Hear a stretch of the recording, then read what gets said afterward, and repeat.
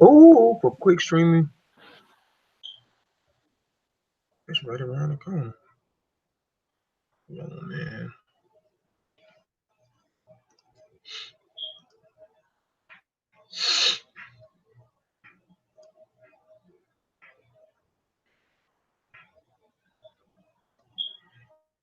No, that ain't what I want to be in.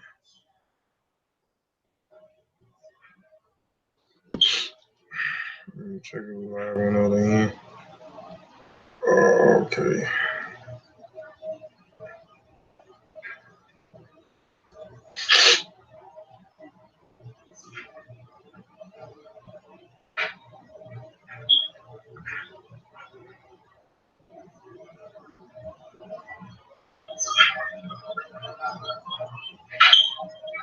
Yep, you are. Hold on, we finna jump into. Hold on, let me hide this.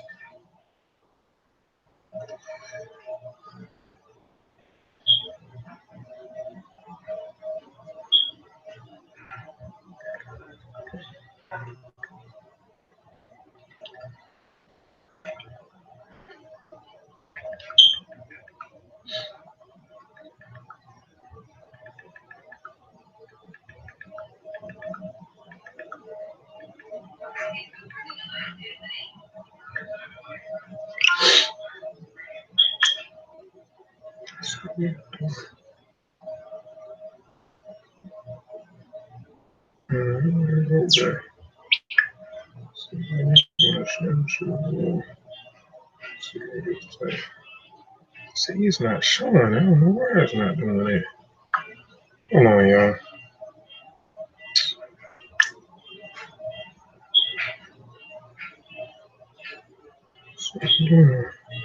Copy the link. Why it's not on? Wow,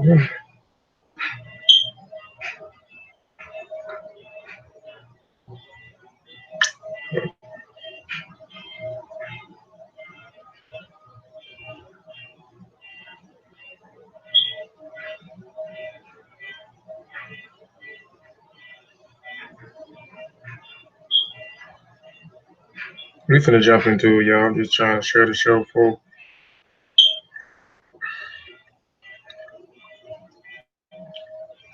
my brother go in.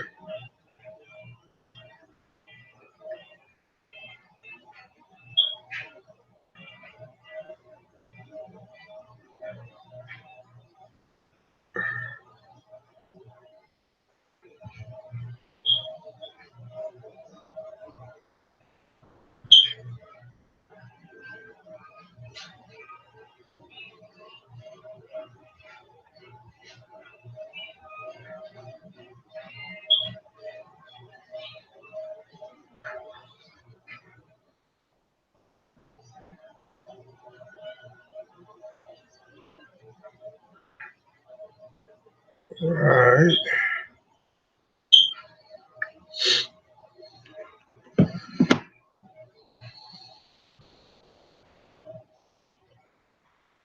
The full knowledge of himself is a superb and supreme picture of creation.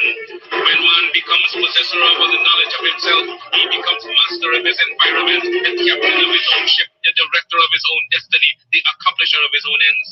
Man should understand himself because man is full of knowledge, and this knowledge is a gift of nature. When Mother Nature created man, she deprived him of nothing. He was given the faculty of understanding all things around him. His faculty for understanding has not been taken away from him. None of his senses have been taken away from him. So there is no excuse for the black man. Raising my team, red, black, and green, queen, the king, salute, now scream, I should bring I should. I'm raising my team, red, black, and green, queen, the king, salute, now scream, I should bring I should.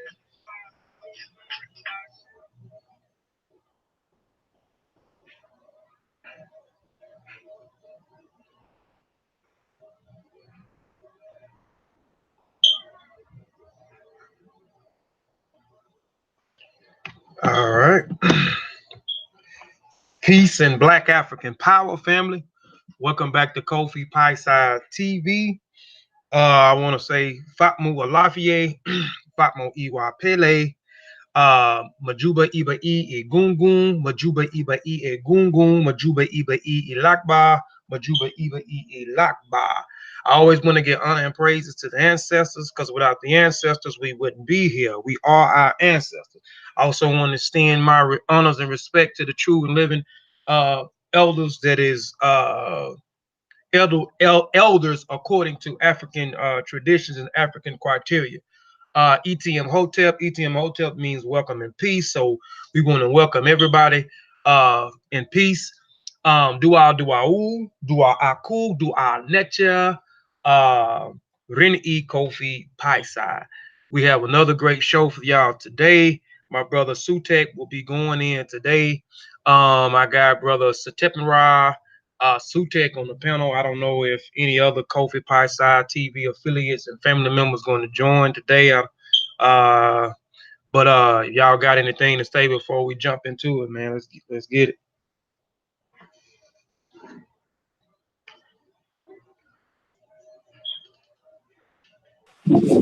Nah, man, I don't got too much to say. Get into it. Peace to the family. Peace to everybody. We'll end up seeing this video later. Peace to the panel. Let's get into it. You got anything, Satep? I can't see. Satep still on here, Sutek?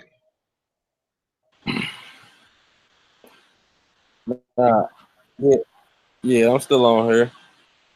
Nah, I just want to say peace to the chat, peace to everybody on the panel.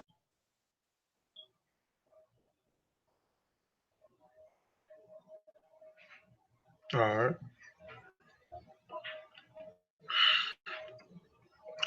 All right. Hold on one second, brother Sutek. I'm gonna come out. I'm gonna mute my mic and go back in and share it. And so there won't be no noise on my end. If hold on.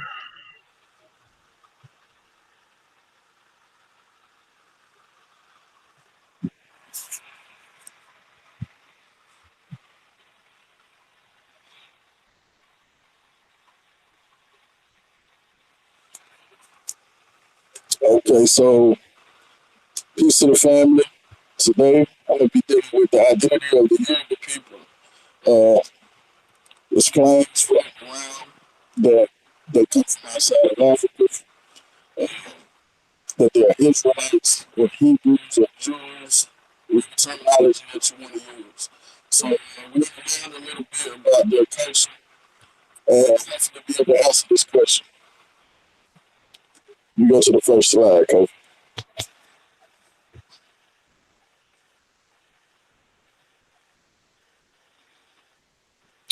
Okay. This first slide here is a quote from I can't remember which book. Hold on, let me get the. I'm gonna keep my mic on. They saying sound check. You do sound a little distorted, brother Sutek. But I'm gonna keep my mic on. So if I need to tell you you're going in and out or whatever they say, sound check. They say you sound muffled. You do kind of sound a little muffled. So I'm gonna just keep my mic on. Okay. Do I sound better now? Say something else. Check. Yeah, you sound good. You sound better. All right, let me go back in. All right.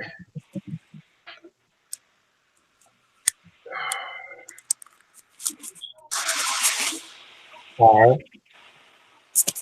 Okay. Can you still hear me? Yeah, you.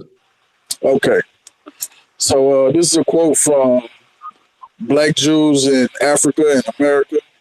I will have the source at the end. But let's get right into it.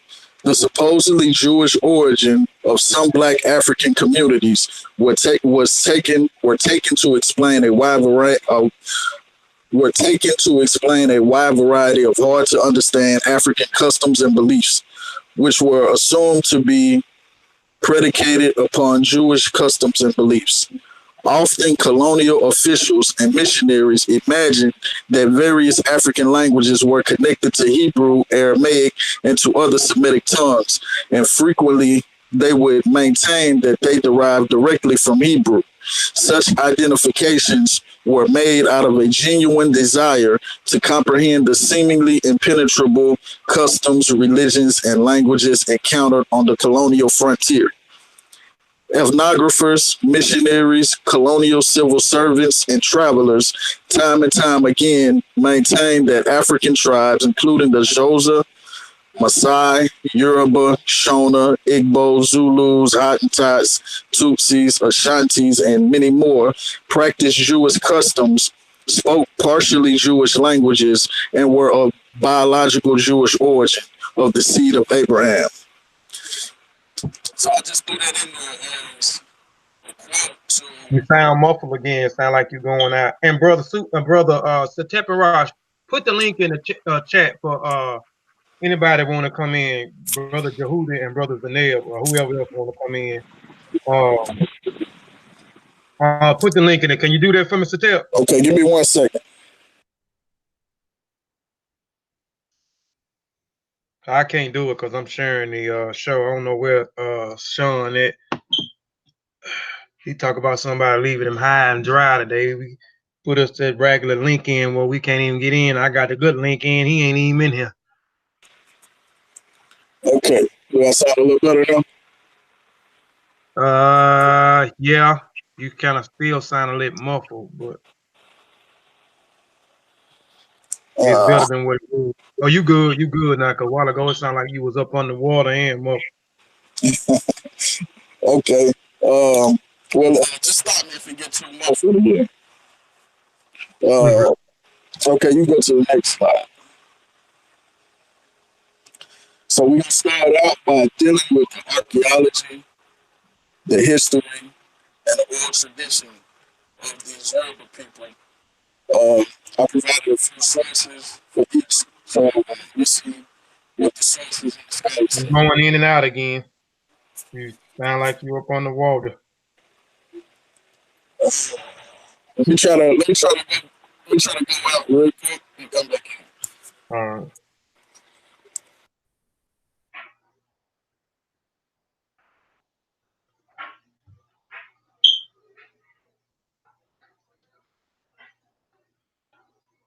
Yeah, hold on just 1 second. We having kind of technical difficulties.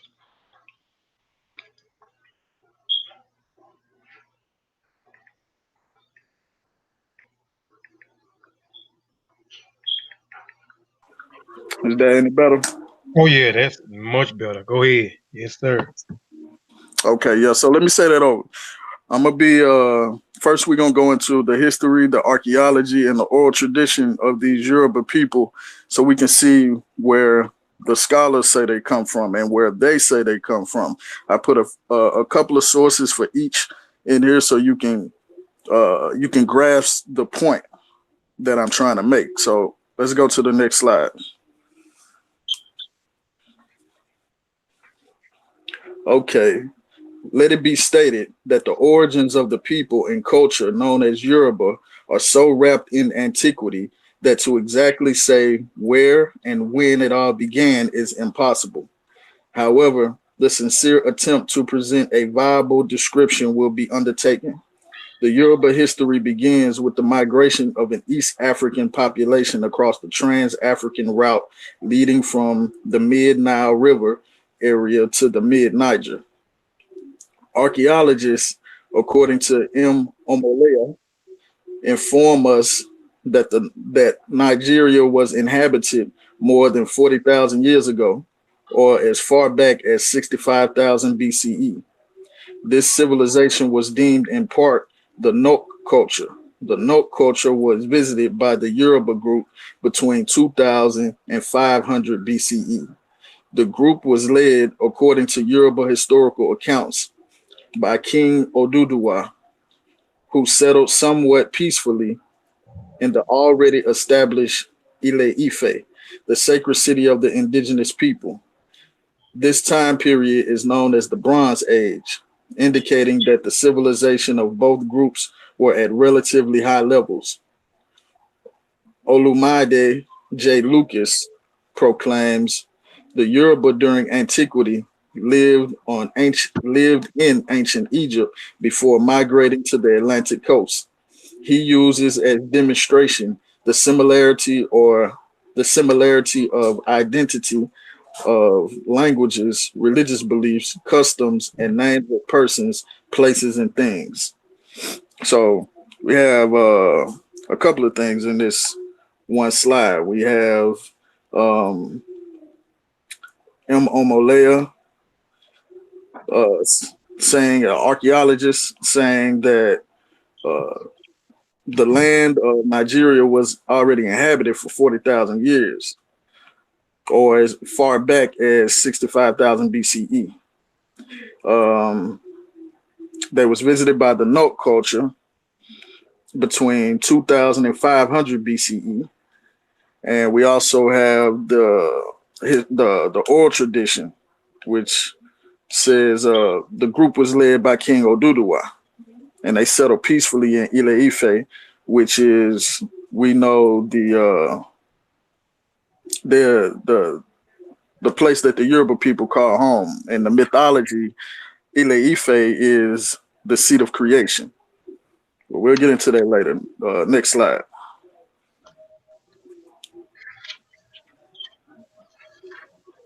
The key point or focus on respect to the Yoruba religious evolution is that the Egyptian order, coupled with the earlier peoples, produced a more defined statement of what makes Yoruba.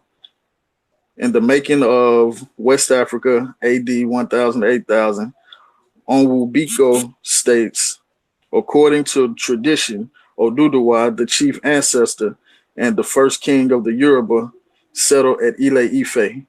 From this point, his descendants became Yoruba kings and queens of Yoruba cities and territories.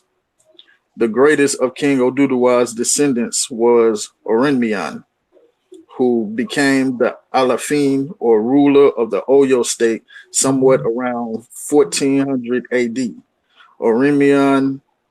Orimian's armies marched across the southern Sudan and penetrated deep into the tropical forest, conquering and laying the foundations of the Yoruba Empire. And you see the source at the bottom. Same thing, basically, as the last slide. We can go to the next slide.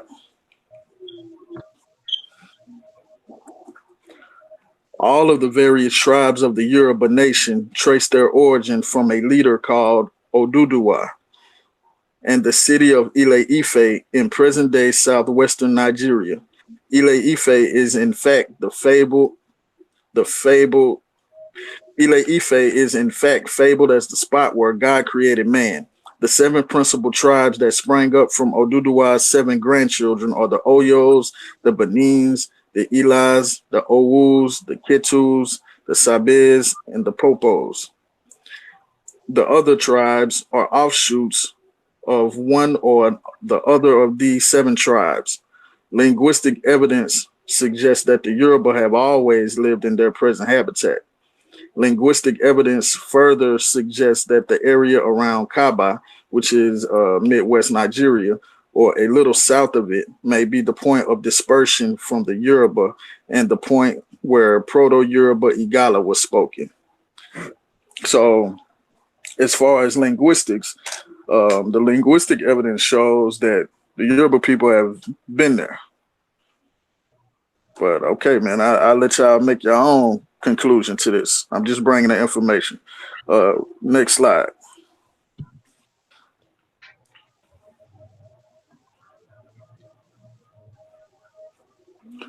According to Yoruba mythology, the holy town of Ife, or Ile-Ife, located in the middle of their land,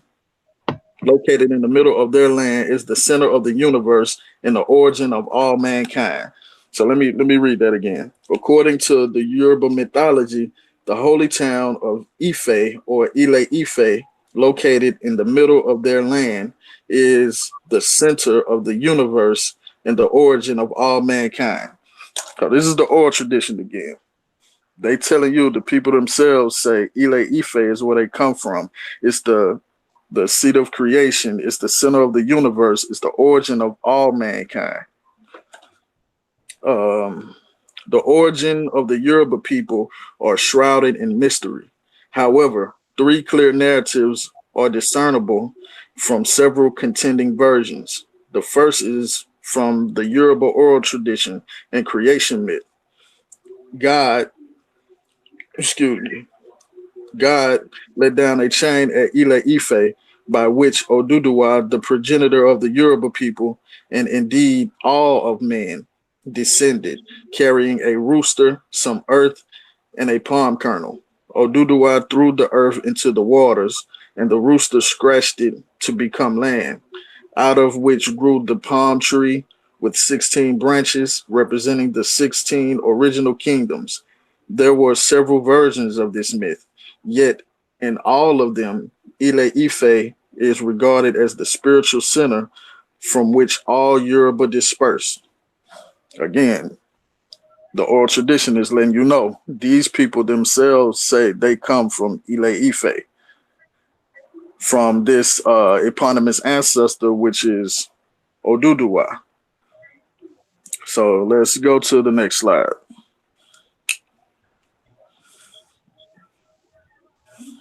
So now we're gonna deal with the calendar. We know that the Israelites or the Jews or whatever you want to call them have a specific traditional calendar. So let's see if that in any way matches the Yoruba calendar. Next slide, Kofi.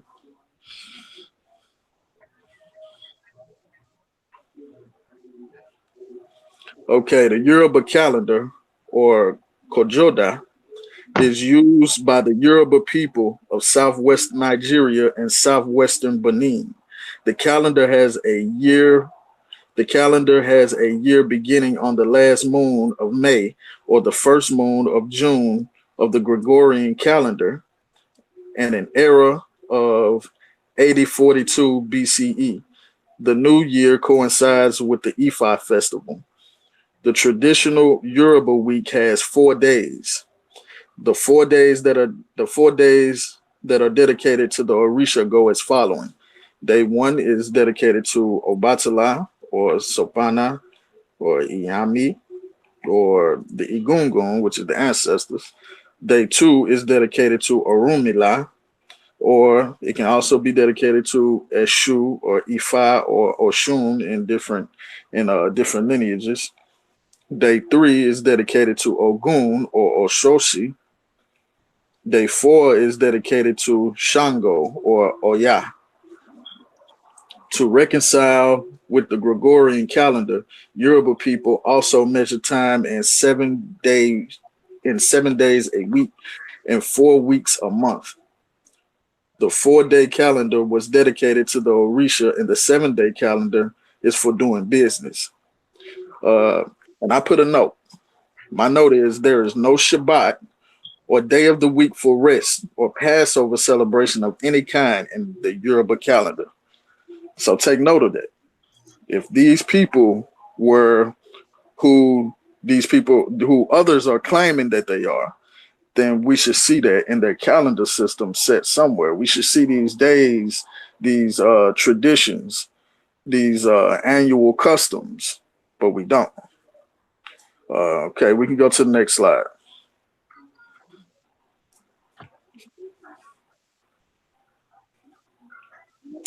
Circumcision in the Yoruba culture. One thing off the rip, we already know that it's female circumcision in the Yoruba culture.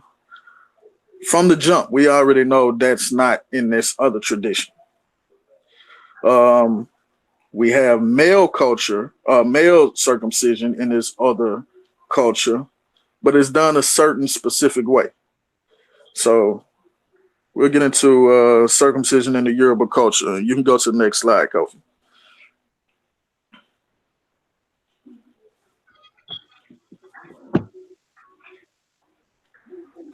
Circumcision is done by trained experts among the Yoruba for the good of both females and males. Female circumcision is not female genital mutilation in the Yoruba culture.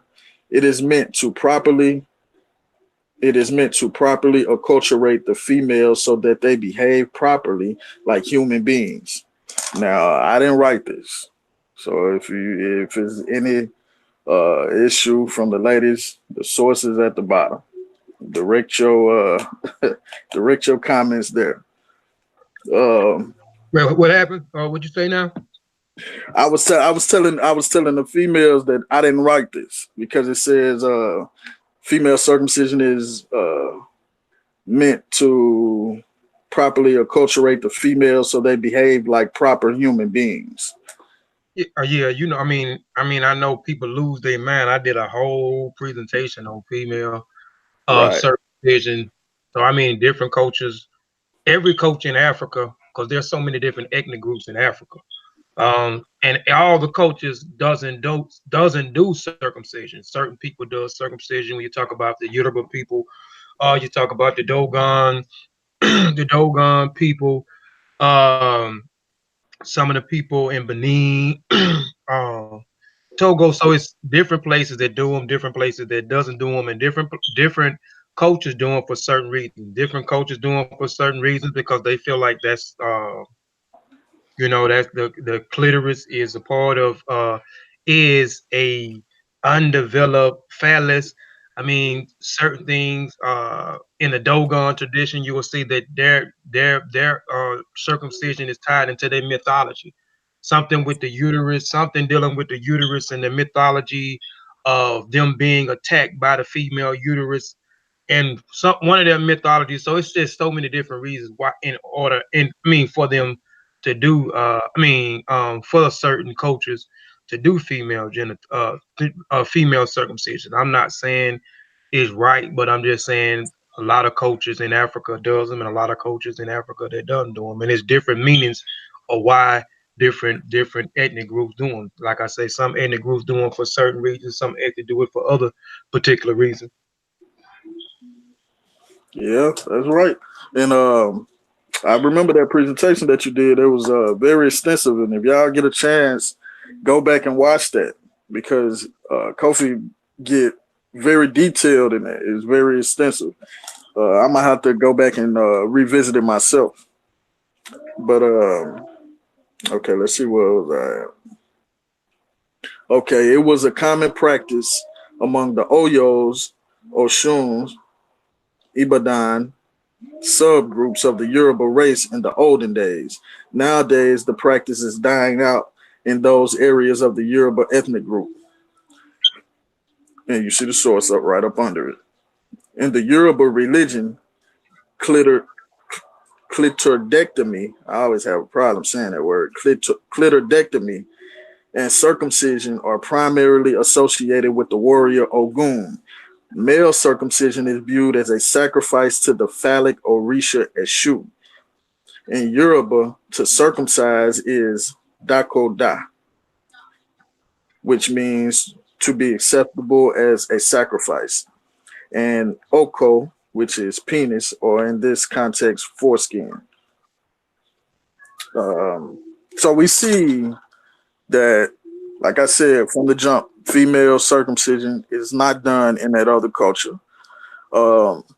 Male circumcision is done in that other culture, but we can't say that because it's done in that culture and it's done in the Yoruba culture that the Yoruba get it from them. The earliest attested attestation to circumcision we find in Africa, in Egypt. We should all know this. And they do circumcision. The Israelites done circumcision for a completely different reason. Yoruba are doing circumcisions as male circumcision as a sacrifice to Ogun. I'm pretty sure you don't get circumcision in that other culture as a sacrifice, and if so, and it's not to Ogun. So, okay, we can go to the next slide. So we'll get into religion, the religion of the Yoruba, which we know as Ifa. And we will see if there's any similarities, any differences. We're just gonna see what's going on. So let's go to the next slide.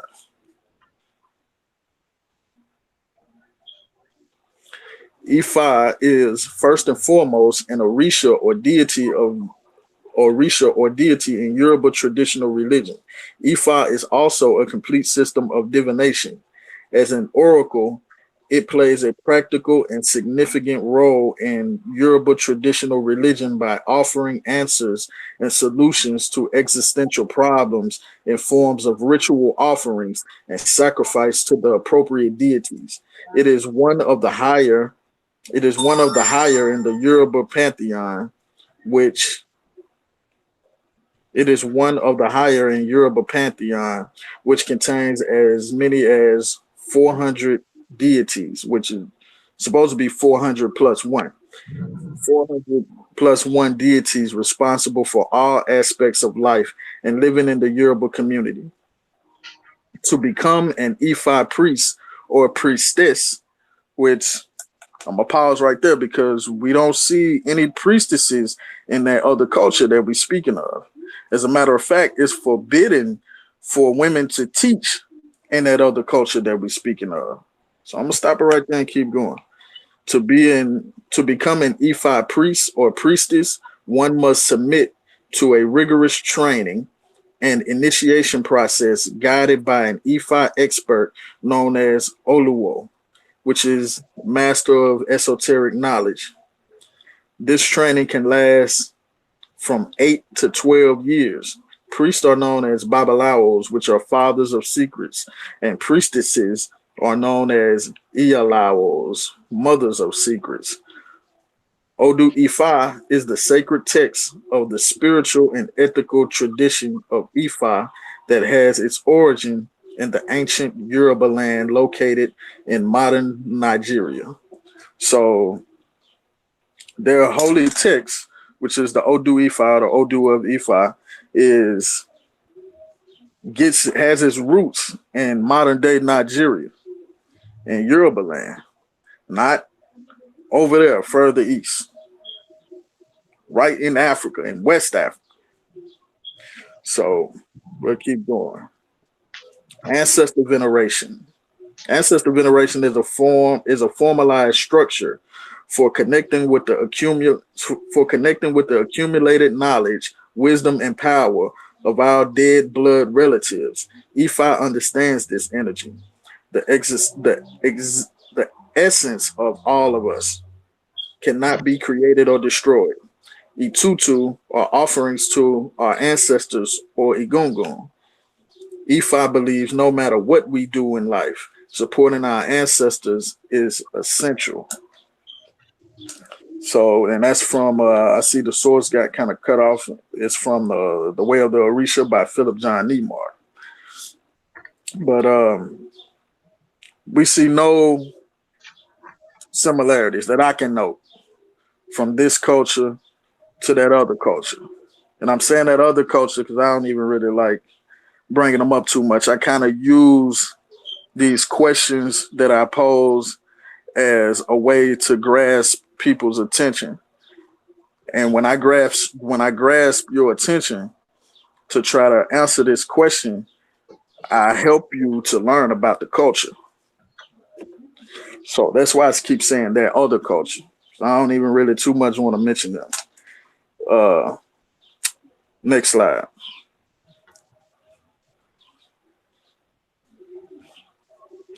The Orisha. The Orisha are energy that, for the most part, represent aspects of nature. Oshun represents sweet waters, love, money, and conception. Shango represents thunder and lightning, strategy, and he is the warrior. Eshu is the messenger to Olodumare, which is the supreme deity or the supreme god. He's the owner of the roads and opportunities. He is also the owner of Ashe, which is spiritual energy. Yemoya and Olokun are the ocean, which is Olokun, the mother, Yemoya, the provider of wealth. Obatala is the head, clarity, arbiter of justice. Oya is the marketplace, tornadoes, change of fortune. She is the female warrior. Ogun is the owner of all metals. He is a fierce warrior. He represents honor and integrity. And we know Olodumare is the all in all. He's the everything, the all that there is. Okay, so we can go to the next slide. And for the record, we do not see that system in that other culture. The Orisha in that other culture would possibly equate to angels, but we don't see these angels being worshipped in that other culture. We don't see sacrifices and offerings being made to those angels in that other culture. So, I mean, I'll let you make your mind up on your own. The Ogboni Society, the secret society of the Yoruba. Okay, let's go to the next slide. Bunny. Yes, sir. The Ogboni Society is an institution indigenous to southwestern Nigeria, where it emerged among the Yoruba people. It is a society of secrets, often referred to as a secret society. The Ogboni Society fulfills many functions of a religious, political, and judicial nature. Members of this society are distinguished and bound by their veneration of the mother goddess, Ile, aka Oduduwa. Oduduwa is a female in certain lineages, mother of all, thought of as privileged intermediaries between the living and the ancestors, whose primary abode is earth. Priests of the Ogboni Society are often called to consort the oracle to determine a number of sensitive issues, such as ancestral support to the king or for the king. In fact, members of the Ogboni Society are guardians and protectors of the divine oracle and laws. Okay, we can go to the next slide. Before the advent of colonialism, Yoruba government was centered on the powerful Obas, which are the kings. However, the king's acts were expected to conform to certain social sanctioned norms, and deviance from these norms, such as despotic administration or questionable decisions made single-handedly, was checked by the Ogboni Society, which functioned as the Oba's Council of Elders. In other words, it was the Ogboni's duty to set up institutional checks and balances by protecting the community against excesses or abuses from the king. This ultimately acting as a powerful agent of law and order maintenance in the society. In fact, it was the Ogboni elders' responsibility and prerogative to select kings and remove them if deemed necessary. They derived this right from their spiritual and religious connections. So the Ogboni Society was a secret society of elders, basically, that held sway over not only the community, not only over the oracles and the priests and the priestesses, but the king also. They had the right to select the king, and if the king wasn't acting right, causing harm to the community, they can get the king up out of there. I don't think we see that in that other culture.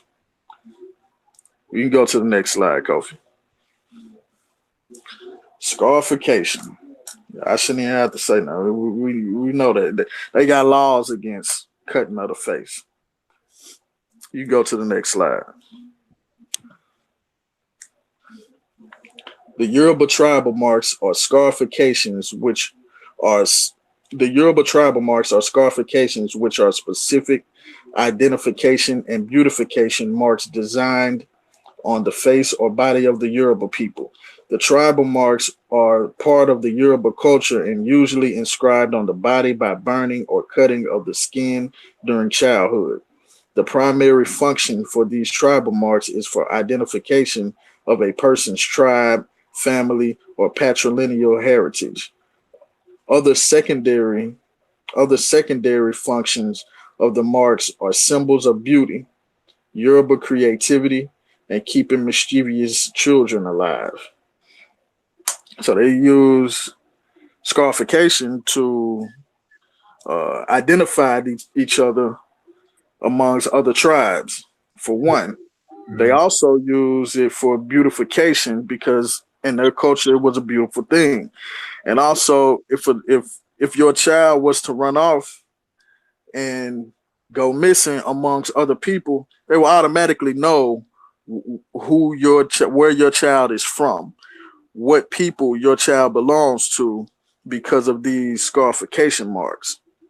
Right. It was like you said, it was an identification mark because certain areas, like if you look in the Sudan, man, you got so many different tribes in the Sudan, and you got different tribes that has broke out and formed other different clans who have becoming their own, right? So you have to have the different identification marks so they won't get you. You can identify what group is what groups. Like I said, especially when you're going in Sudan, man, I think you got maybe 20 or 30 different, or even more than that, ethnic groups just in the Sudan area. I think it's way more than that. But you got tons of different ethnic groups, tribes, and clans that is in that area. So they use these markings as an identification mark, and also, as you said, in certain tribes, they use it as beautification mark. You'll see certain women get these markings, and because the men are attracted to the women who have these certain markings on their face or anywhere on their body, on their abdomens, on their arms, or etc. And they also are used for, I'm gonna just say for killing those that may kill their enemy, someone who causing harm in their own community, or wild animals or beasts that they have killed to protect, to protect their community. Yep, and you did a presentation on scarification too, didn't you? I went all the way in on scarification. All the way in, man. Y'all got to go back in the vault and check out these videos, man. Kobe be putting in some work. Okay, you can go to the next slide. This practice was popular among Yoruba people of Nigeria, Benin, and Togo. During the transatlantic slave trade, tribal identification and facial stripes became important. Some repatriated slaves later reunited with their communities by looking at facial stripes. In traditional Yoruba societies, every child is born into a patrilineal clan called Idile Baba. The clans share clan names, Orile, poetry, Oriki, and taboos, Ewu, and tribal marks, Ile or Ila. The facial marks on a child assigns the child full clan membership rights. The children with facial marks are called Okola. However, the use of tribal marks are fading in Yoruba land. So, like I said, we know we don't see that in that other culture. So that's an X for that one. You can go to the next slide.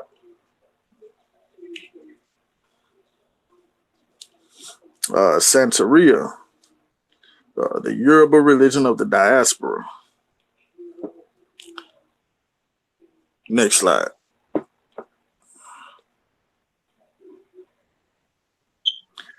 Santeria is the transatlantic extension of the Yoruba religion into the Caribbean. The home of the Yoruba people is southwestern Nigeria, but they also have settled in Togo and Benin and have spread to those areas with an ancient religious system that now also has thousands of devotees in the Americas. Just as there are regional variants within the Christian, Buddhist, and Islamic religions, Santeria is simply the Cuban variant of this older, more extensive Yoruba religious tradition. Before the 18th century, only a small number of Yoruba were enslaved and brought into Cuba. But during the 18th century boom in sugar production, at the height of the slave trade, the number of Yorubas brought into Cuba increased dramatically. So we see a continuation. Not only do we see uh, the religion of the Yoruba, the pure religion of the Yoruba in southwestern Nigeria, and throughout West Africa, Benin and Togo as well. Not only do we see that pure religion, but when they are shipped to the Caribbean and to the Americas, we see a continuation through syncretism, and we call that Santeria. So you go to the next slide. So Tech, What's up? before you go on, can I just add something real quick? Do your thing. All right. I actually had this as a Facebook post, but it states by 1855 the European factor had become some importance in the Yoruba country, especially in Badara, Abakutu, and Lagos. However, it should be clear that the effect of the action of the European on the chain of events described above was very limited both in the days of the slave trade and those of abolishment. In fact, such was the force of a local factors that they usually diverted the external European factor into producing unexpected results. It was in the days of abolition that Yoruba participation in the Atlantic slave trade expanded at a dramatic pace. While the trade from the ports of Benin declined sharply, slaves from Yoruba wars boosted the trade of Lagos, Porto Novo, and Wida. Lagos in particular attracted Brazilian traders and reached a new peak of prosperity. What abolitionists did was restrict the area to which Yoruba slaves were being carried, and thus to ensure the survival of Yoruba culture in the New World. The British Naval Squadron failed to stop the flow of slaves, but its success in contributing to the increase in liberating Yoruba slaves in Sierra Leone was significant. That's a Jai Crowder History of West Africa, Volume 2. Also, to add and to give clarity to that, the Yoruba Wars, the captives in the Yoruba Wars were the ones being sent over, depending on which side you consider to be captives. But they were being sent over at high rates. So when you said what you just said about the increase of how it was a minimum amount and then the increase over the period of time fluctuated, it was because of the Yoruba Wars and the captives. Oh yeah, that's a good add-on. See, I didn't even know that. Yeah, appreciate that, man. We did have this conversation about a week or two ago about Santeria and Ifa. Last week. Yeah, I started to kind of switch up a couple words in this, but I said, nah, I'm gonna leave it. I'm gonna leave it how it is, man. I'm gonna leave it how it is. But between 1840 and 1870, the last period of Cuba's involvement in slave trading, more than 1/3 of the Africans brought there were Yoruba. Once Africans were in Cuba, they all, including the Yorubas, came under pressure to convert to Catholicism and abandon their traditional religions. The Catholic Church founded the Afro-Catholic fraternities in cities with sizable African population. The fraternities, called cabildos, were mutual aid societies for people from the same African ethnic background. The Yoruba-based cabildos was an institutional basis for what would later become known as Santeria. And Santeria is Spanish for the worship of saints. So you see the syncretism there. I would say that Santeria is not the same as Ifa. I mean, many people have many different opinions. That's just my opinion. If it's cut, if it's been syncretized, it couldn't possibly be the same. We know a lot of us have a hard time getting back to that pure, uncut Ifa. Um, but I would say the Santeria is definitely, isn't it? I mean, it's no excuse now, man, not to go when you talk about synchronizing. We understand through the Atlantic kidnapping trade, we understand that our people was scattered, was kidnapped, um, and scattered abroad everywhere, man. And we know that certain areas we had to synchronize certain things, so we wouldn't be punished, you know what I'm saying, or a cruel act taken upon us or our family members. So we synchronize their religion with our traditions in order to keep it hidden. But I mean, we in 2019, there's no reason you should be giving an offering to Saint Peter. Exactly. Hey, and to add to what both of you brothers are speaking in reference to, just the historical perspective of the Yoruba at this time during the illegal. This is the illegal. Just look at the date on the screen. From the 1840s to the 1870s, we're dealing with the illegal slave trade era. So guess who was not coming directly to North America? They weren't coming to North America no more. They were going they were going to South America. But if you I'm echoing Kofi. Hey, Oh, yeah, that was me. My bad. My bad. If okay, so I'm just trying to give some context real quick. Um this is the illegal slave trade era. So they were not going to North America. If they tried to go to South America during the illegal slave trade, you had ships that were out there that were redirecting. And if they were redirected, they would end up getting caught, brought back to Africa, and they would end mhm. up in Sierra Leone.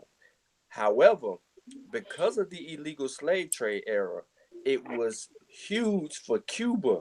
In this part, in this time, I've done a lot of research on this, and I can give you some other sources.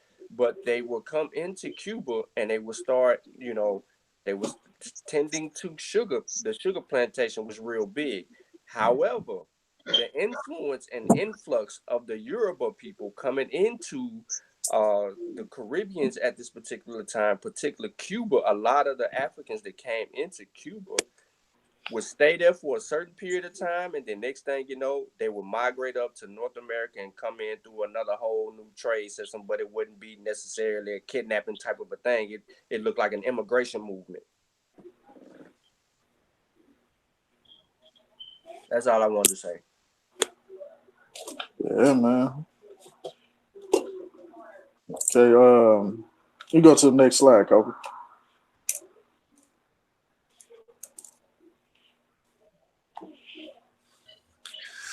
Santeria, the syncretism of the original Yoruba religion of Ifa with Catholicism came into the USA first with the Puerto Ricans in the 1940s and 1950s, and then with the flood of Cuban refugees in the 1960s. Haitian refugees then brought voodoo, a mixture of Yoruba, Fan, and Hausa deities with Congo gods and magic. Many practitioners of both voodoo and Santeria are seeking the basic Yoruba religion as their priestly leaders unwind and detach the Catholic saints from the Orishas. Those African Americans who reject this syncretism as a compromise to a slave religion look to Oyatunji village near Beaufort, South Carolina, where Yoruba culture and religion are still practiced. Hey, Now, yeah, I don't know if I can completely agree with the Oyatunji village comment, but uh, what was you gonna say, Coach? You want no, me to? yeah, I was just gonna get Sean to speak. Cause Sean can speak, and Sean actually visit the Oja Tundra village. So, Oh, uh, okay. yeah, so I was gonna ask him, you know what I'm saying, to kind of speak about uh that village in South Carolina. real quick. Yeah. So, just to give some context to this particular portion, I had the family with me. We had Cheryl, Garfield, and Monica. We all went to Oyatunja, and we basically just, walked the land, did a tour. We saw where everything was. They told us about the sugar plantations and all of that. The king was actually in Africa at the time that we was on the land, but they were having a party or an event of a party for some other some people that were coming in to host, because they would let them host on the land. However, to speak to in reference to, based on what we know, they do not practice a traditionalist form of the culture. It is a mixture of the traditionalism and leukemia, and some of the practices and the ways. So I just, it's a little integrated in there, in some admixture in there. We have to be honest about that. It's not the traditional practices, and we see that based on just comparing the practices and the worships of the deities. There could be some different perspectives as far as how they go about the like when you come and you stay there, right? They got these rooms where you can stay in if you're going to stay on the land. But let's say you're going through your initiation and your rites of passage and so on and so forth. There may be some spiritual practices that are different from what the traditionalists actually do. All in all, you can kind of see it mirror a little bit of the leukemia practices, and it's only because some past experiences and affiliations, I believe, with the Oyatunja and the king. So the king's father, previous kings that passed. Yeah, man. I didn't know you went to Oyatunja, but yeah, I'm glad you broke that down because I was gonna say from what I've heard that Oyatunja wasn't practicing pure Ifa. So yeah, I'm glad you broke that down, man. Yeah, we really need to do a show on. And you're right, they ain't. Yeah, Well, we we do need to do a show on that, yeah, brother. We really because do. because we need to break down when we talk about Palo, we talk about Santeria, we talk about Lukami, we talk about Shango Baptist, all these different traditions. You know what I'm saying? We really need to break down for them, because a lot of, if you go to looking, because I mean I have, you look on my thing a lot. When I first got into, I was attracted to the Ifa tradition, still attracted to the Ifa tradition, studied the Ifa traditions. Or just, it was hard for me to try to get into a Ile, which is a temple, for those that may not know what Ile means, but a temple, because I'm in Mississippi. So anyway, a lot of the books that I have, it was hard for me to discern between which was the traditional Ifa religion and not a mixture of, I got some books that may have a mixture of Ifa and Lukimi. I may have some books that mix of Lukimi, Shantaria, and Ifa all mixed in. So, I think we need to do a show and break down and dissect the difference, so other people can know what to look for, what I'm saying, when they reading certain things, so they can know if they want to practice Ifa in its purest form, they'll know what to look at. Okay, well, nah, this is not, this is leukemia, this is Palo, what I'm saying, this is Santeria, what I'm saying, this is Shango Baptist, and etc. So yeah, that's something that we really need to get into. Need bro being on that show. Yeah, we're gonna try to get him in on there. Okay, well, you go to the next slide. I think I got one more slide and then my references. All right, so we could come to a conclusion now. There is what we see from this culture.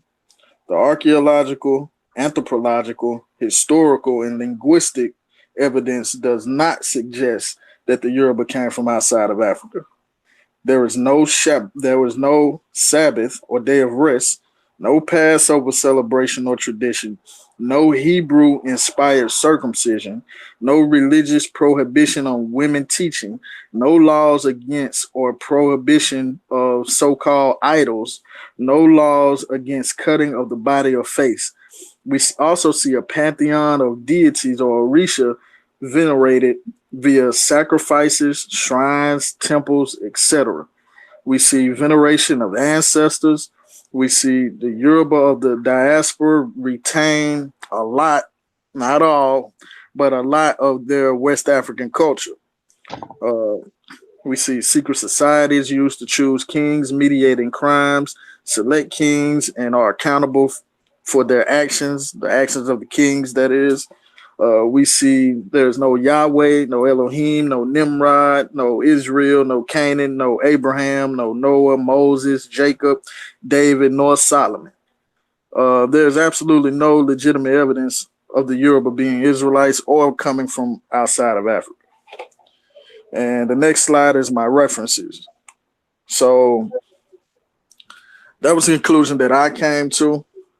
Maybe you have something else in your mind that you can still come to the conclusion that these people come from outside of Africa, or they are Hebrews, or they're Israelites, or I'm just going to say Hamitic hypothesis. Yeah, And because leave it at that.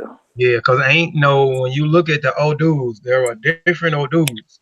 And the different old dudes that I have studied, that's only been one old dude that they try to say the old Dudawa came from Arabia. This was the only God where this only thing I sing. It's garbage too, by the way. But I mean, I have seen nothing where these people from Europe, I mean these people that call the Yoruba people migrated from Israel into Africa. I know I've seen they migrated from the Sudan. There's a story where they migrated from the Sudan into Nigeria, where the Note culture had already been established. There's another story of them migrating from Egypt into Africa, and you can see the similarities when they deal with the crown. I can't remember exactly the name of the dome-shaped crown with the bird, but the people in Benin and Nigeria also have that similar crown with the bird. The colors, we know the colors, red and white, those crowns. Egypt, the same particular, and the similarities with the Yoruba people in Nigeria. So we can see some of the similarities where people would say certain things. So, but but it's about, I done seen about 6 or 7 different stories. I have never seen one with them coming from Israel into West Africa. And there we do see through the kidnapping trade and colonization, we do see people converting into other different religions for particular reasons, being enslaved for tax purposes, um, and all other forms of thing, or just converting. Because I mean, it was either convert or die. You know, that was the motto by a lot of these Arabs. You know what I'm saying? Convert or die by the sword. So you know, you see a lot of those people converting to other different religions, but they're not their African traditional religion. It's not their tradition. It's not the way of their ancestor. Those are things that was forced upon them, or they had to convert for, you know what I'm saying, like I said, for particular reasons, taxes and other things. Yeah, man. I can't remember who it is, but somebody from that medieval period in the Sudan, or the land, the Western Sudan, the land of the blacks, said that the Yoruba came from Canaan. And I think that's where it all started from. That I think that's the origin of this myth. I mean, you got some myths that say so and so people come from the east, and you'll see people will see east and they'll run with it and assume that that's outside of Africa. So I mean, I don't know, man. These myths come in all different ways, shapes, and forms. But as far as we know, the Yoruba does not come from outside of Africa. I can't remember who it is that said they came from Canaan. I should have put that in the presentation. I apologize to the people for not, but uh, that's where the origin of this myth comes from. And I might have to come back and leave it in the comment section of this video. But yeah, that's where it comes from. I think I can't remember. Damn, I can't remember who it is. But yeah, I'll come back with that. But yeah, we know that they didn't come from outside of Africa. We don't see, and we definitely know that they ain't no Israelites. We don't see none of those traditions, none of those customs. We see circumcision, but Israelites don't hold a monopoly on circumcision. That started in Africa. That's an African custom. We also see female circumcision. If you accept one, you got to accept the other. That's forbidden in that other culture. Scarification, what they would call idol worship. They venerating multiple deities, ancestor worship.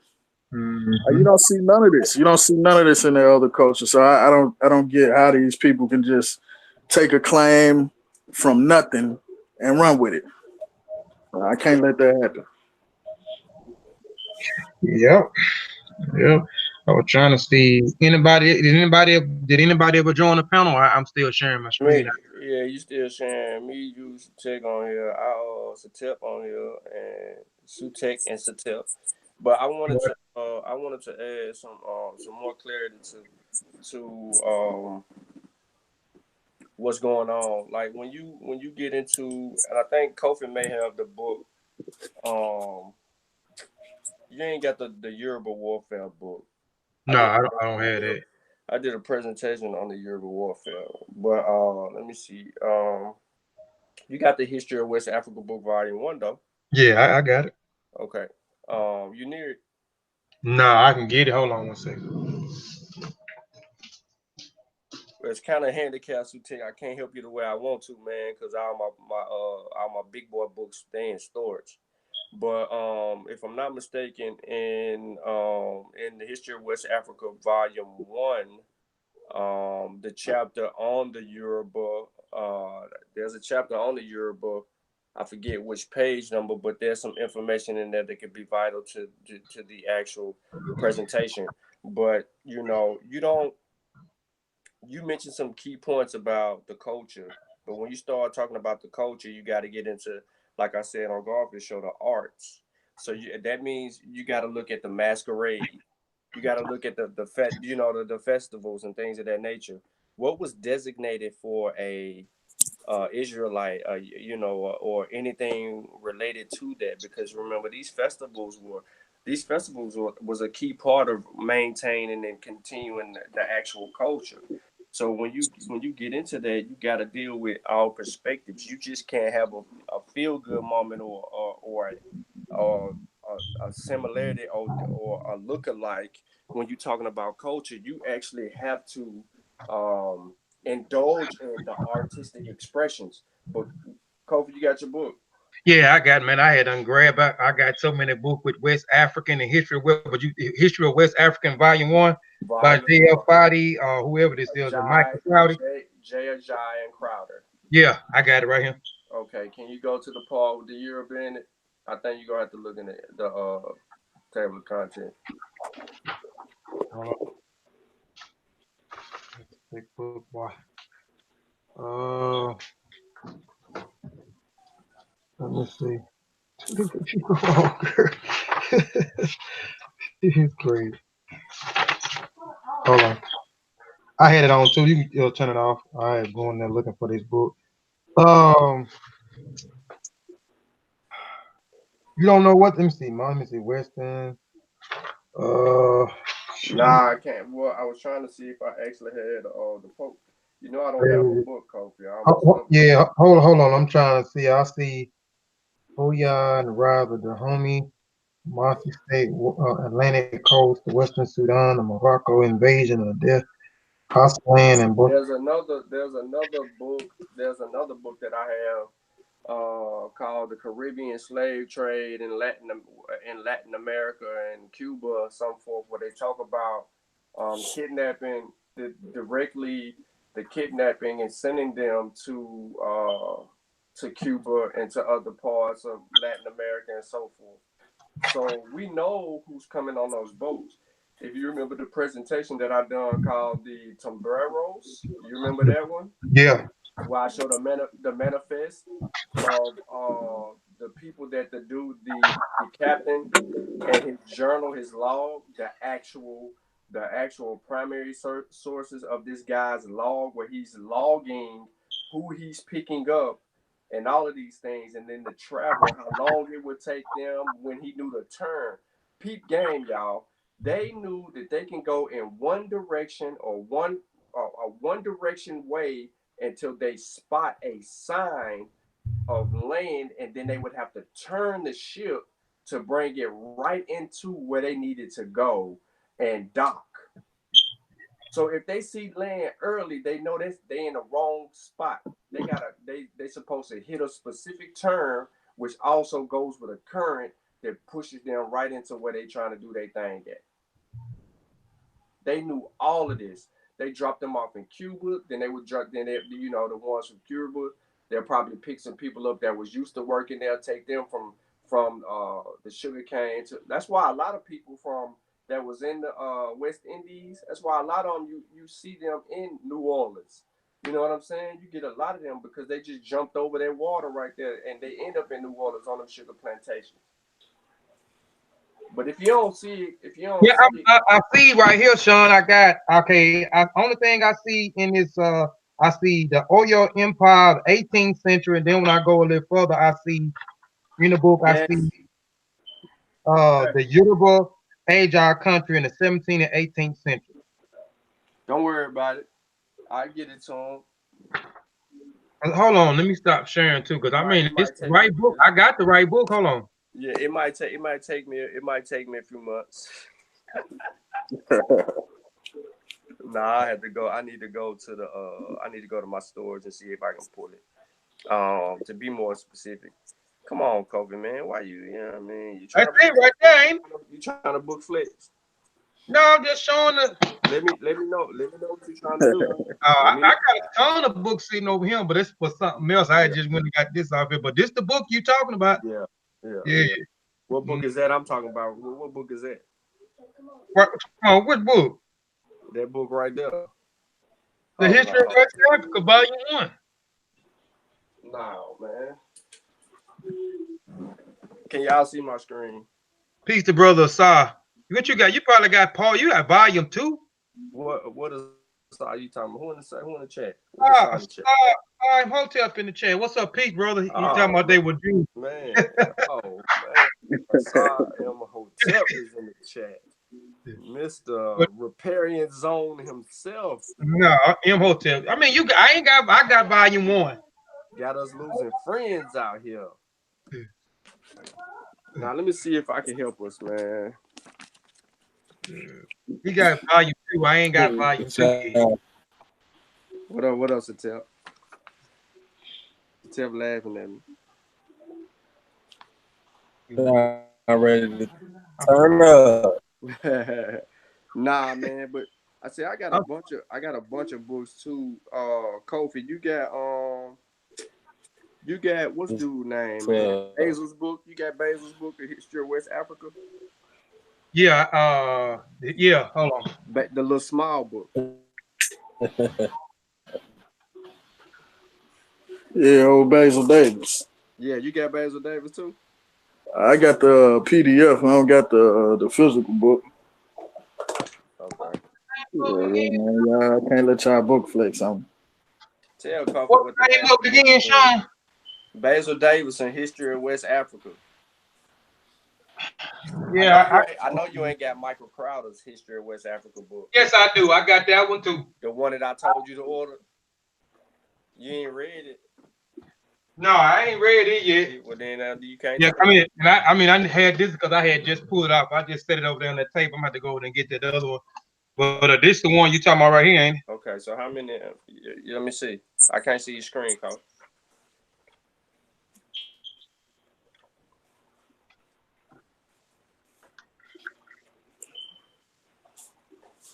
That's it right there, ain't I it? can't see your screen, Kofi.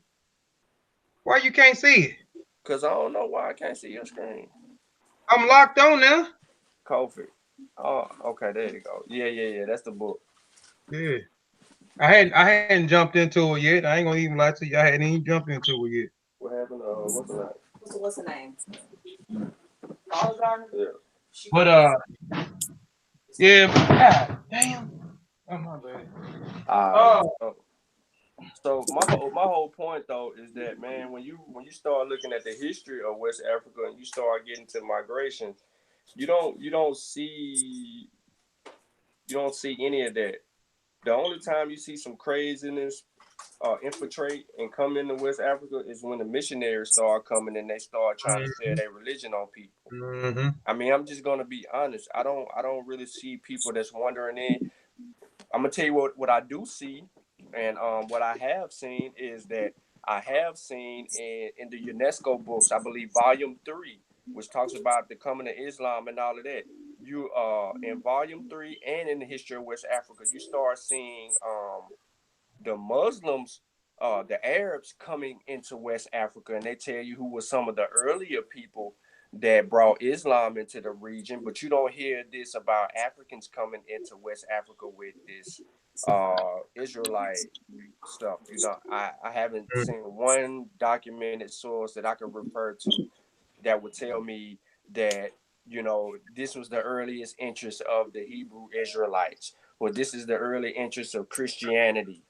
You know what I'm saying? But they tell us specifically that this dude and this other dude was coming through via trade, and they were introducing Islam to people as early as such and such date.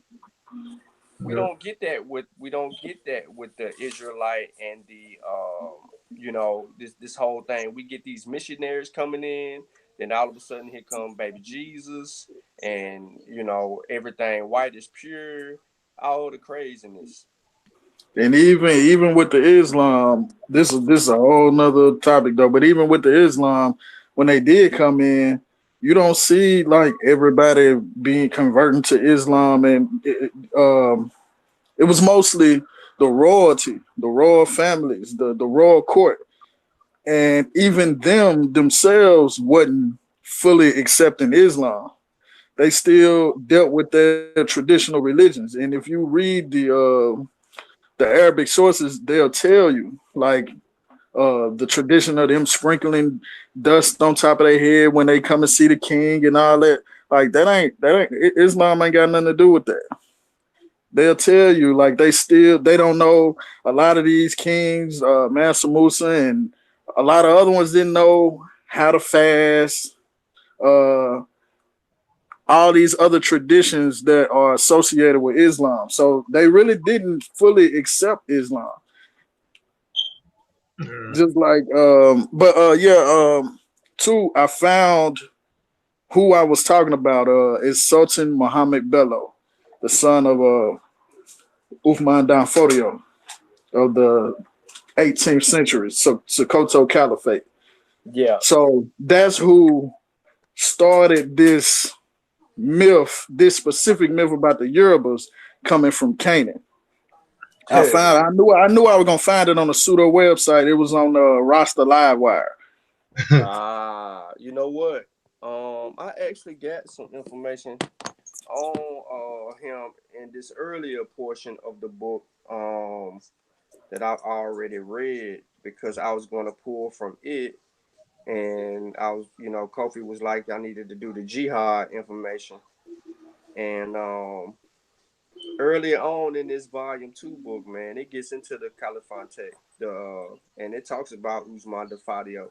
See, that's what makes me frustrated about certain history, man, is that I ain't gonna lie to you, man. I'm real. If I put out some information in regard to to Islam and the Muslims, man, it took me forever to read it because it's painful.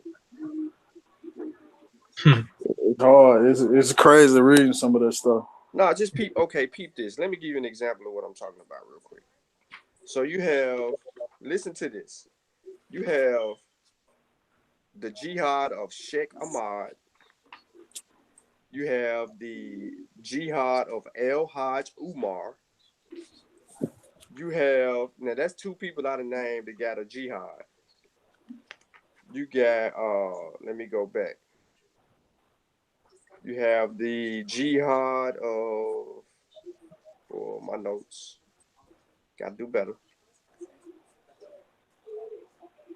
You had a jihad of what dude that? El Hajjamas. Oh yeah, Samari, Umar and Samari. Then you just get into all this the Sheikh Umans and his primary role as a teacher and scholar and his reluctant fighter ability. And then you gotta understand what the jihads was about and how the Fulani and all these other people is involved in all of this. The hostile Yep. state army is involved in all of this. This was pretty much about territory, land, and so forth. It's crazy, man, but I don't want to get off the fact. It's just the fact that when you dealing with Yoruba, you gotta the Hassa and the Fulani all have ties into that correlation with the Yoruba and all of that. You can kind of see them being captives of all these people that's renegades. Yeah. But yeah, your point is made on as far as that transition from traditionalism to this new stuff and the Hebrews just trying to find a way, man. They're trying to find a new argument every angle.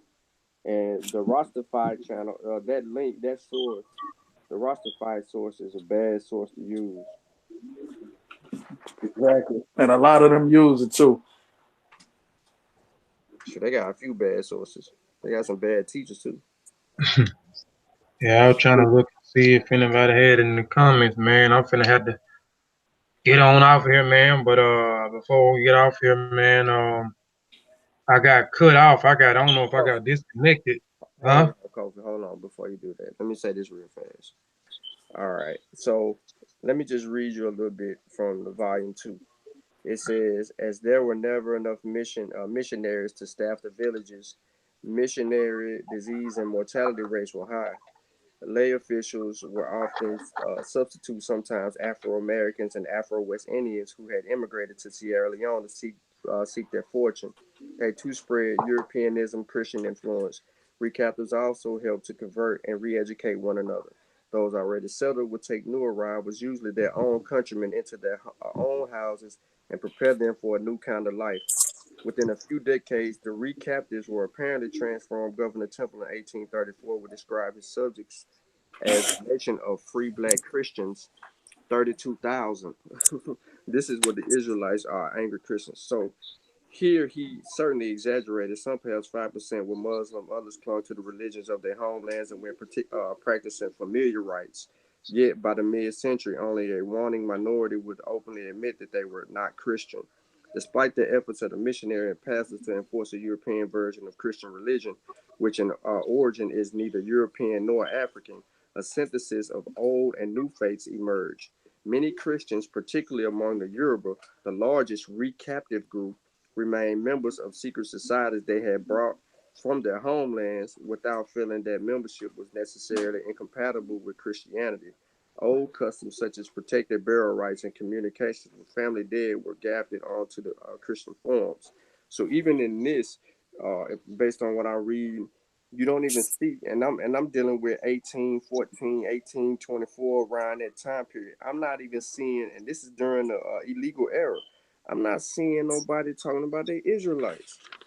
They ain't talking about no Israelites. Now, if you want to talk about Islam and being Muslim and all of that old stuff and traditionalism, we can get into that because that's your argument right there.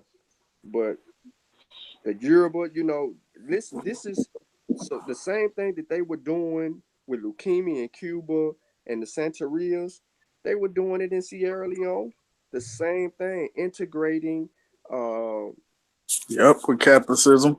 come on, man. They did it. Yep. And they basically they call it like the Creole diaspora or something like that because it was a jumbo and a gumbo pot of people all together. But they did that as well, man. Mhm. All right, I'm done, Coach. Yeah, I got to get up off here, man. I got to balance my darn time, man, with the fam.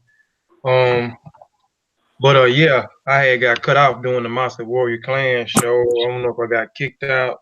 Must have got kicked out or whatever. But anyway, I'll just reiterate, just be on the lookout next week. I don't know what we're gonna have in store on Kofi Paisai TV next week. We may jump into the origin of Black Power. I had already started on some slides, but I'm gonna see if I can get some of the other brothers to participate in it because that's what it's supposed to be in a presentation / discussion. So we may do that next week on Kofi Paisai TV, the origin of Black Power. But we'll be back next week. Also be looking forward either. I may drop the article a day before, but I'll be dropping the article next week. It'll probably be Saturday, it might be Sunday. I might wait till Sunday. Drop the article early Sunday morning, then do the presentation. It's kind of surrounded around the article a little bit, but it's actually an address to someone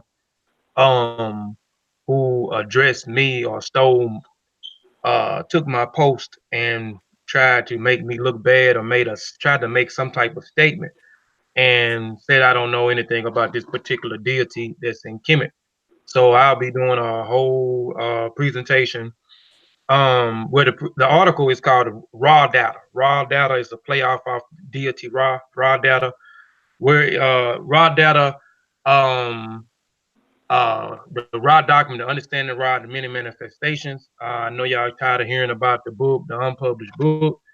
And you'll understand through the article why the book isn't out. The book was finished in 2016, and why the book isn't out. So you'll get thing of why the book is not out through the article, and you'll get the chapters. You get all 7 chapters, but this 6 and 7 chapter is not in the book because I think I'm gonna go ahead and publish it.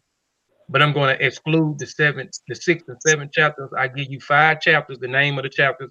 I give you inserts in the book and some of the updates that I had already did, and I got to finish. And I'm gonna go ahead and put the book out, but y'all understand why the book wasn't out. And again, the book is called The Raw Document: The Understanding of Ra and Its Many Manifestations. The article surrounded the excerpts in the book, why the book isn't out. My conclusion of what Ra is also in the article, which is also in the book. The Raw Data, the Raw Document, Understanding Ra is Many Manifestation article. I'll be dropping it Sunday, and I'll be doing a presentation called Ra, the most revered deity in Kemet. This woman that I won't give her name. She said, I don't know anything about Ra, and Ra is Lucifer. So we'll be talking about who is Lucifer. We'll go through the etymology of Lucifer. I'm going to go through what is the cult, what is anthropomorphism, what is mythology, what is zoology. We're going to go through what is interpretation. That's why you can't give us the woman name, but you gave us a phony dude name in your other article? What you mean? What phony dude? Oh, wow. Yeah. Wow. I just caught on. And you're going to be hot. You're going to be hot when you see this up. It was 2 names. But it's actually, I put the people that actually put that 20 pages of the book, I give their names. And if 2 other brothers, where's one other brother I can give the name for a certain reason, too far gone. Exactly. Satepara. And his other brothers like it's gonna be too far gone too. What happened? Yeah, Kofi into a whole lot of back and forth with people on the low. But I'm gonna show the discourse too. I'm gonna teach it as a learning lesson, but we're gonna go through Ra a little bit on there. And we're gonna go through Ra. He used to tell. I was trying to figure out what happened. What you talking about? What incident you talking about with this female? Oh, with the female. Yeah, that's what he talking about. She hijacked my post. What's her name? What female? What's her name? I don't know her name right off the top. Oh, okay. You don't know her name now. I don't know. But see, I don't want to, I don't know. I ain't like y'all. Trying to figure out. I told the sister I was going to do a presentation because I don't go back. Yeah. Figure out what? Information. Oh yeah. So I mean, I have the post up. I'm gonna have each post up. We're gonna go through the whole thing because I'm gonna, like I said, we're gonna talk about coat, the word. Cause we're gonna go through the etymology of coat. We're gonna go through Lucifer, the etymology of Lucifer. We're gonna go through the Hebrew uh word of what Lucifer and what the meaning of Lucifer, even the etymology through Hebrew. We're gonna go through anthropomorphism. We're gonna go through zoomorphism. We're gonna go through mythology. We're gonna break those down. Then we're gonna get into Ra and what Ra is. You know, and then I'm gonna show a bunch of different primary attestations of Ra. And I'm gonna give the importance because I was trying to explain to the girl this is the reason why I'm talking about mythology and myth and anthropomorphism and zoomorphism because you see Ra has many different forms, you know what I'm saying? Animal forms, human forms, you know what I'm saying? And we know that Ra in the Meta Nature means sun. And we're going to talk about why they revered him as the creator and as the sun and why he is mostly revered out of all those other deities and actually what the sun does for human beings. So I'm going to break down a whole list of what So the we're not sun gonna get the does. book. Yes, you're gonna get the book, but I'm When? just saying When? you're gonna get the book I don't soon. care about none of all that other stuff. I When we getting promise the you're book? gonna get the book because I was working on something else that I don't want to get, which Kofi. y'all know about, but I'm gonna put that on the Kofi. back burner. Kofi. Y'all get the book. You're gonna Kofi. get the book before I Kofi. promise. Yeah, you Kofi. got to come out with the book now. People calling Kofi. Ron the devil and all that. You gotta set the record straight. Kofi. Hmm? Where the book at?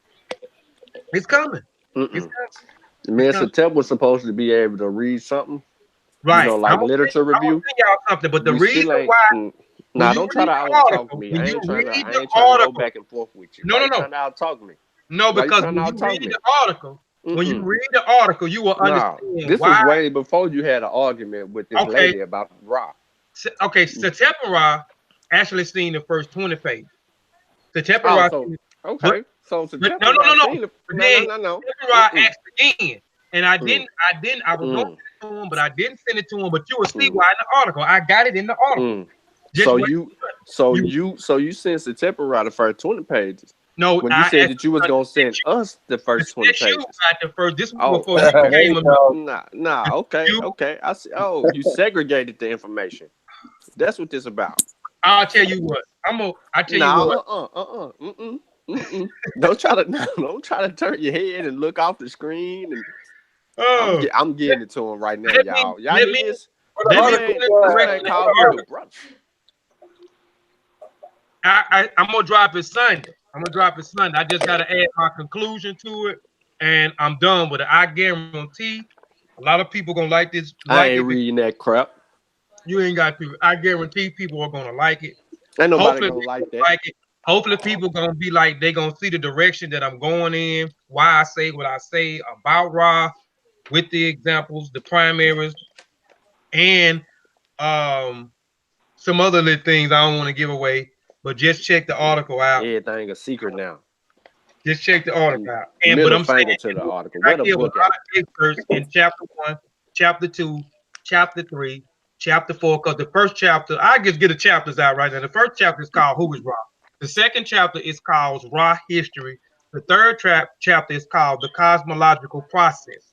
The fourth chapter is called The Great Lenses of Ra, which we talk about the lenses of Ra, which you can go to the presentation, signify names of Ra, but I only give you one lentity.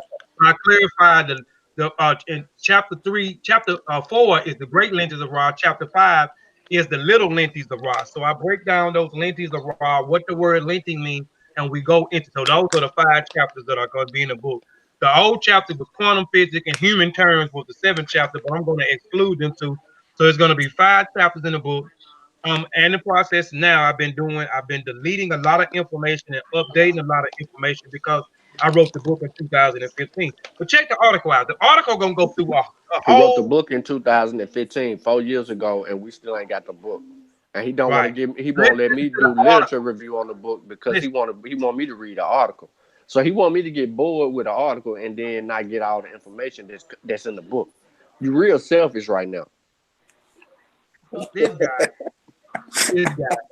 When I get You to real nah, you when real I get to selfish. the errors. Okay, you had I Yeah, get the I errors. say it's in the article. Hmm. In But 2015, I'm in my my I article, read the book. because I want to, Where but the it's article at? Where the article at? I'm putting it out Sunday. So tell So Tell want to read the article now. I'm I with got Tell. to finish. I got to add my conclusion. Mm-mm. I got to add my conclusion. We don't even care about your conclusion. Well, let me put a conclusion in. I'm gonna send it to y'all before I do. Before I post it Like you're on supposed to be sending us the book, like you did. I'm in my right. right, but when you read the article, you will know why. And in 2000, like I said in the Well, I article, got to read the article to understand why. I'm in my I read the book, the whole book. You want to talk about that? You don't talk about that, huh? I'm gonna say it again for the audience. I'm in my I read the whole book. Say he didn't, Kofi. Listen. Nah, Did he read it or not? Yes or no? Yeah, that was Kofi. Kofi, did he read it? Oh, baby, I'm finna get off. Y'all done got me you in about trouble. to get you need to be in trouble. Listen. Wait, go get her. Let me talk to her real quick. You out of character. Y'all crazy. But man, let's get out. I'm finna get out of here, man. But I'll send the article to y'all before I publish it. You better use her as your excuse. Yeah, I gotta go. But I promise I'll send y'all the article before I publish it on Sunday. All right. I'm out of here, y'all. Real quick, if Kofi, if you don't come back next week with the if y'all don't come back with the origins of Black Power, then I'm gonna come back again. You coming back again, brother. Look at that. Listen to this. Let's do it. I'm gonna either come back with a Shu, who is a Shu from the Orisha Shu from the Yoruba pantheon, or I'm gonna come with African American firsts. They said that Shu was is a Hebrew Israelite. Yeah, they say he's the devil too. So they say he's the devil. So that him and Rod got some similarities apparently. Mm-hmm. Yeah, I'm gonna clear all that up, man. So that'll probably be what I'm coming with. Who is a Shu? So anybody that's familiar with the Yoruba pantheon, this might be a treat for you. Yeah. And on that note, I want to say Shemim Hotep. Shemim Hotep just means to pause in peace. We appreciate y'all for tuning in to Kofi Pipeside TV. Again, y'all could have been doing anything with y'all time. Yeah, Unc live right now. So hurry up. So y'all took the time to, rock hurry out up. with Look at your son. Is that your son? Or your baby girl? That's baby girl in the back. Yeah. So, but anyway, we appreciate y'all, man. Stay tuned next week, man, for the Masi Warrior Clan for Ra is the most revered deity in Kemet, the address to someone on Facebook presentation, and the presentation on Ushu by our brother Sutik on Kofi Pipeside TV, as well as the article on Sunday.